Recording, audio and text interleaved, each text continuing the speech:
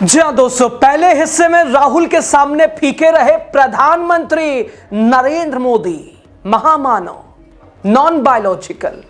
पूरी सरकार को राहुल ने भाई साहब अकेले नचा कर रख दिया है। किसने? Leader of opposition. मोदी सरकार के लिए डर जिसका नाम हो गया है। अब दोस्तों, संसद के बजट सत्र का पहला चरण अब खत्म हो चुका है। 28 जनवरी से 13 फरवरी तक चले इस सत्र में नेता प्रतिपक्ष राहुल गांधी को, हालांकि सरकार ने, पूरे तंत्र ने दबाने का प्रयास किया, राहुल गांधी ना बोले, लेकिन उस प्रयास के बाद राहुल गांधी वो कर गए जिससे दूसरे हिस्से में शुरू होने वाले संसद के सत्र से पहले बीजेपी डर रही है, घबराई है, बौखलाई है, नींदें उड़ी हुई हैं। कैसे, आपको बताएंगे। नमस्कार, आपका स्वागत। आप द राजनीति का खास सेगमेंट देख रहे हैं। मैं हूं आपके साथ यासूब रजा। दोस्तों, यह सत्र इसलिए भी खास रहा क्योंकि पहली बार ऐसा लगा कि अकेले राहुल गांधी मोदी सरकार पर हावी है, चढ़े हुए हैं, और उनका साथ विपक्ष के तमाम नेताओं ने दिया है। सरकार के खिलाफ कांग्रेस सांसद और लोकसभा में नेता प्रतिपक्ष राहुल गांधी ने मोर्चा संभाला और उनका आक्रामक रुख मोदी सरकार के लिए परेशानी बनता हुआ नजर आया, क्योंकि सरकार और बीजेपी अपने ही फैसलों को बदलती हुई नजर आई। दरअसल बजट सत्र की शुरुआत तो आर्थिक सर्वे और वित्त मंत्री निर्मला सीतारमण के बजट पेश करने के साथ हुई, लेकिन राजनीतिक टकराव इसके बाद शुरू हुआ। लोकसभा में राष्ट्रपति के अभिभाषण पर धन्यवाद प्रस्ताव पर चर्चा के दौरान बीजेपी सांसद तेजस्वी सूर्या ने कांग्रेस की पिछली सरकारों पर कई गंभीर आरोप लगाए। इसके बाद जब नेता प्रतिपक्ष राहुल गांधी बोलने के लिए खड़े हुए तो भाई राजनीतिक बवाल शुरू हो गया। दोस्तों, तेजस्वी सूर्या ने कांग्रेस पर आरोप लगाए तो उनको जवाब देने के बहाने से कांग्रेस नेता राहुल गांधी ने अपने भाषण की शुरुआत पूर्व सेना प्रमुख जनरल एमएम नरवणे की अप्रकाशित किताब फॉर स्टार्स ऑफ डेस्टिनी के कुछ हिस्से पढ़कर करनी चाहिए। रक्षा मंत्री राजनाथ सिंह से लेकर गृह मंत्री अमित शाह, केंद्रीय संसदीय कार्य मंत्री किरण रिजिजू ने लोकसभा स्पीकर ओम बिरला को नियमों का हवाला दिया, जिसके चलते स्पीकर ने राहुल गांधी को किताब के हिस्से पढ़ने से रोक दिया। नहीं साहब, अनपब्लिश्ड किताबें कोट नहीं कर सकते। राहुल गांधी किताब के अंश पढ़ने के लिए अड़ गए, डटे रहे, जिसके चलते विवाद बढ़ता चला गया। राहुल गांधी अपने पूरे 40 से 45 मिनट किताब के अंश पढ़ने के लिए स्पीकर से मांग रहे थे, लेकिन नियमों में बंधे स्पीकर भी नहीं माने।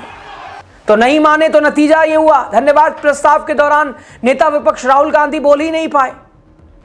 इसके बाद कांग्रेस की तरफ से रणनीति बनाई गई और साफ कहा गया कि जब नेता विपक्ष को नहीं बोलने दिया गया तो फिर प्रधानमंत्री नरेंद्र मोदी को भी नहीं बोलने दिया जाएगा।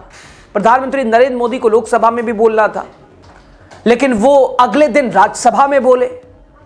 उन्होंने राज्यसभा में कांग्रेस और समूचे विपक्ष पर गंभीर राजनीतिक आरोप लगाए।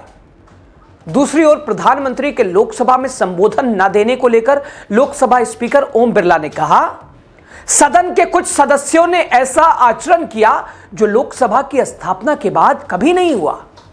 अध्यक्ष का गरिमामय पद संविधान में नहीं थे। दोस्तों, ओम बिरला ने कहा कि ऐतिहासिक रूप से राजनीतिक मतभेद कभी भी अध्यक्ष के कार्यालय तक नहीं लाए गए। अध्यक्ष के कार्यालय में विपक्षी सांसदों का व्यवहार उचित नहीं था, यह काला धब्बा था। दूसरी ओर जिस तरह से लोकसभा में विपक्षी सांसदों ने विरोध प्रदर्शन किया, उसके चलते स्पीकर ओम बिरला ने विपक्ष के 7 सांसदों को सस्पेंड कर दिया था। इसको लेकर विवाद काफी ज्यादा बढ़ गया। कांग्रेस का कहना यही रहा कि नेता विपक्ष राहुल गांधी को ओम बिरला ने पक्षपात करते हुए सदन में बोलने नहीं दिया। विपक्ष का कहना है कि जो किताब बिक रही है उसके हिस्से सदन में क्यों नहीं पढ़ने दिया जा रहा है। आखिर डर किस बात का है? जबकि दोस्तों, बीजेपी सांसद निशिकांत दुबे ने कई किताबों का जिक्र कर लोकसभा में पूर्व प्रधानमंत्री जवाहरलाल नेहरू से इंदिरा गांधी तक सभी के ऊपर गंभीर आरोप लगाए। अहम बात यह भी रही कि स्पीकर ओम बिरला उन्हें उनके इस व्यवहार के लिए रोक नहीं रहे थे। यानी निशिकांत दुबे जो चाहे वैसे राहुल गांधी अगर कर दे तो ना, गलत। विपक्षी दलों का कहना है कि ओम बिरला सदन में सत्ता पक्ष और विपक्ष के साथ भेदभाव करते हैं। यानी आप अगर विपक्ष वालों से बोलिए तो विपक्षी नेताओं को बिठा देते हैं, चुप करा देते हैं, अरे बस हो गया। सत्ता पक्ष वाले को जी जी जी बोलिए बोलिए, और कुछ बोलेंगे तो नहीं, बोलिए बोलिए बोलिए। राहुल गांधी ने तो बताया था कि प्रधानमंत्री से मिलते हैं आप तो कैसे मिलते हैं, ऐसे मिलते हैं, और हमसे मिलते हैं तो ऐसे मिलते हैं। दोस्तों, कांग्रेस ने सवाल उठाया कि राहुल गांधी जब किताब के पन्नों को पढ़ने के लिए खड़े हुए थे तो स्पीकर ने उन्हें रोका और उनके माइक को बंद कर दिया। दूसरी ओर निशिकांत दुबे जब बोल रहे थे तो स्पीकर उन्हें रोक तो रहे थे, लेकिन उनका माइक बंद नहीं था। नतीजा यह रहा कि राहुल गांधी की कांग्रेस ने लोकसभा स्पीकर ओम बिरला को हटाने की बात कह दी और उनके 118 सांसदों ने हस्ताक्षर वाला रिमूवल मोशन पेश कर दिया। इसके जरिए सीधे तौर पर राहुल गांधी ने स्पीकर और मोदी सरकार को चुनौती दी है। राहुल जिस दिन लोकसभा में बोल नहीं पाए थे, उसी रात काफी वक्त से लंबित भारत अमेरिका व्यापारिक समझौते का ऐलान हो गया। इसके बाद नरवणे की किताब को लेकर आक्रामक रहे राहुल गांधी ने ट्रेड डील पर भी मोदी सरकार पर हमला बोलना शुरू कर दिया। कई दिनों के सत्ता पक्ष और विपक्ष के टकराव के बाद जब बजट पर सहमति बनी तो लोकसभा में बजट पर बोलने के लिए राहुल गांधी भी खड़े हुए। इसमें राहुल गांधी ने मार्शल आर्ट का जिक्र किया और आरोप लगाया कि अमेरिका ने बिजनेसमैन गौतम अडानी पर केस कर रखा है और उन्हें बचाने के लिए भारत सरकार ने अमेरिका की शर्तों को मानते हुए ट्रेड डील कर लिए। राहुल गांधी ने आरोप लगाया कि मोदी सरकार ने देश को ही बेच दिया है, नीलाम कर दिया है। उन्होंने कहा कि भारत सरकार तेल खरीदने की पॉलिसी अमेरिका की शर्तों पर क्यों तय कर रही है। इसे लेकर वित्त मंत्री निर्मला सीतारमण से लेकर संसदीय कार्य मंत्री किरण रिजिजू ने जवाब दिया, लेकिन उनके जवाब से ज्यादा चर्चा राहुल गांधी के आरोपों की हो रही है। बजट पर चर्चा के दौरान ही राहुल गांधी ने केंद्रीय मंत्री हरदीप सिंह पुरी पर एप्स्टीन फाइल्स को लेकर गंभीर आरोप लगाए। उन्होंने कहा कि हरदीप पुरी और अनिल अंबानी का नाम अमेरिका न्याय विभाग की जेफरी एप्स्टीन से जुड़ी फाइलों में मौजूद है। राहुल गांधी ने यहां तक कह दिया कि हरदीप पुरी का नाम इस फाइल में होने के कारण ही प्रधानमंत्री मोदी को अमेरिका के साथ ट्रेड डील के लिए मजबूर होना पड़ा। इस मुद्दे पर हरदीप सिंह पुरी ने प्रेस कॉन्फ्रेंस की थी और राहुल गांधी के आरोपों को सिरे से खारिज किया था। उन्होंने कहा था कि वो 2 मीटिंग किसी के साथ होने से कोई गलती नहीं होती, तब मैं सरकार का हिस्सा भी नहीं था। राहुल गांधी की आलोचना करते हुए उन्होंने कहा कि वो राई का पहाड़ बना रहे हैं। दोस्तों, बजट सत्र के पहले हिस्से के दौरान लगातार मोदी सरकार पर राहुल गांधी ने गंभीर आरोप लगाए, चढ़ाई की, रेलाई की एवं नरवणे की अप्रकाशित किताब को लेकर बवाल के बीच दिल्ली पुलिस के स्पेशल सेल ने क्रिमिनल कॉन्स्पेरेंसी की धाराओं में केस दर्ज किया। बीजेपी दावा कर रही है कि राहुल गांधी बेवजह का मुद्दा बना रहे हैं।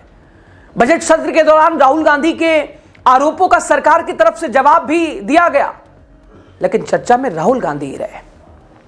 दोस्तों, इतना ही नहीं, जब राहुल गांधी पर किरण रिजिजू ने संसद के अंदर झूठ बोलने का आरोप लगाया तो उसके बाद मीडिया में बात करते हुए उन्होंने यह भी कहा कि लोकसभा में राहुल गांधी के खिलाफ विशेषाधिकार हनन का प्रस्ताव भी लाएंगे। शाम होते होते कहा गया कि विशेषाधिकार हनन का प्रस्ताव सरकार की तरफ से नहीं लाया जाएगा, यानी खड़े कर दिए हाथ। इसके बाद यह नजर आया कि सरकार राहुल गांधी के खिलाफ कोई भी कार्रवाई करने में हिचक रही है, घबरा रही है। लेकिन दोस्तों, फिर अगले ही दिन बीजेपी सांसद निशिकांत दुबे ने राहुल गांधी के खिलाफ लोकसभा में सबस्टेंटिव मोशन पेश किया। निशिकांत दुबे ने राहुल पर देश को गुमराह करने का आरोप लगाया। दुबे ने राहुल की सांसद सदस्यता खत्म करने और चुनाव लड़ने पर लाइफ टाइम बैन लगाने की भी मांग कर डाली। इसके बाद किरण रिजिजू की तरफ से कहा गया कि हम पहले विशेषाधिकार हनन का प्रस्ताव लाने की प्लानिंग कर रहे थे, लेकिन निशिकांत दुबे ने प्राइवेट मेंबर मोशन पेश कर दिया तो सरकार उसके तहत ही आगे कार्रवाई करेगी। मतलब यह कि सरकार राहुल गांधी के खिलाफ किसी भी एक्शन में बैकफुट पर नजर आ रही है। राहुल के आरोपों को काउंटर किया जा रहा है, लेकिन सरकार के जवाबों से ज्यादा चर्चा राहुल गांधी के सवालों की है, जिसके चलते पूरे संसद सत्र में राहुल गांधी ने देश की राजनीति का एजेंडा सेट किया। जो मोदी सरकार ऑफेंसिव कदमों के लिए जानी जाती थी, वो पूरे संसद सत्र में डिफेंसिव ही नजर आई। इसके चलते ही सवाल ये उठ रहे हैं कि क्या मोदी सरकार राहुल के खिलाफ सियासी टकराव में पिछड़ रही है? क्या राहुल की भूमिका और राहुल की लोकप्रियता प्रधानमंत्री नरेंद्र मोदी के सामने, नरेंद्र मोदी की फीकी पड़ गई है राहुल के सामने। क्या राहुल हावी हो गए हैं? क्या लीडर ऑफ ऑपोजिशन अब उस पड़ाव की तरफ बढ़ चुके हैं जो कि आधे से ज्यादा लोगों का सपना है, प्रधानमंत्री वाली कुर्सी? और क्या बैकफुट पर है बीजेपी सरकार? राहुल में गजब तरह का जो, यानी बीजेपी ने पप्पू बनाने की कोशिश की, उस पप्पू ने ही भाई साहब गजब तरह से रिलाई की है। बजट सत्र उदाहरण है इसका। खैर बहरहाल, खबर पे आपकी राय राहुल को लेकर, राहुल के अंदाज को लेकर, तेवर को लेकर, बीजेपी के बैकफुट पर रहने को लेकर जरूर बताइएगा। आपकी राय क्या है? शुक्रिया।